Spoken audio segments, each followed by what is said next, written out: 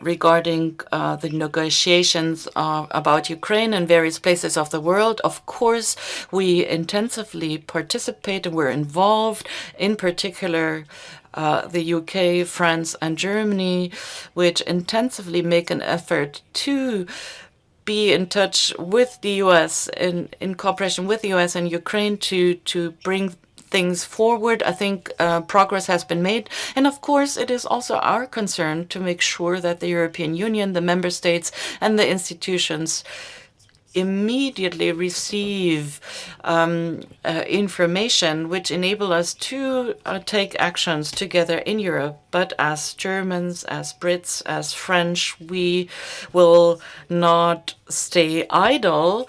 We strive and make an effort to bring good progress about. I welcome the proposal for a 30-day ceasefire, and we will make a contribution for its success. Again, Ukraine's perspective needs to be that Ukraine is able to defend its sovereignty, that it can make progress on the path towards the European Union, and that it has a strong own independent army also in the future.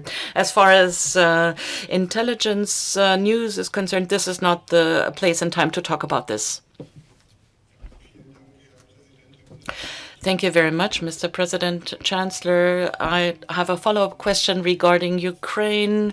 How quickly do the Europeans have to agree on a possible contribution to a peace process?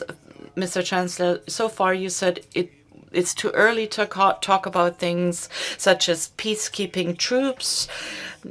Has this changed given the new situation and the talks between Ukraine and the US? Do we need to make proposals as Europeans? Let me reiterate.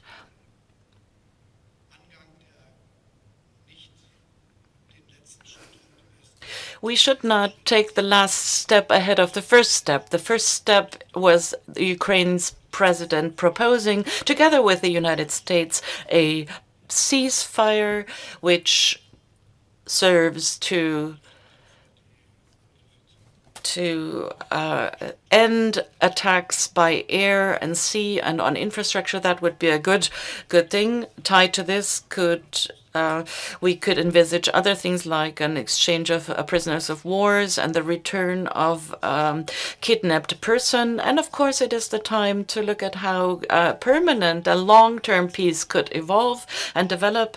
And at the same time, not a next step, but at the same time, we need clarity that the European Union and our international allies, the UK, Japan, Canada, and the United States, continue their support for Ukraine. And the fact that the US has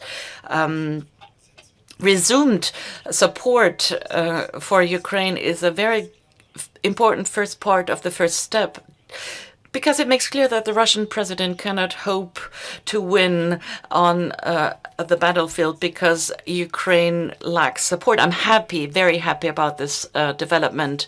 Second, we need to discuss framework conditions for peace, and Ukraine must be at the center of things, that it remains a democratic sovereign nation, and that it disposes of a strong, independent army. Let me underline this, because unlike elsewhere in our national debate, it is seen as an evident task. The demilitarization of Ukraine has been one of the goals of Russia, and this must not succeed. Ukraine must have an own independent, strong army, and the size of the army cannot be determined by Russia. Ladies and gentlemen, thank you very much for your attention.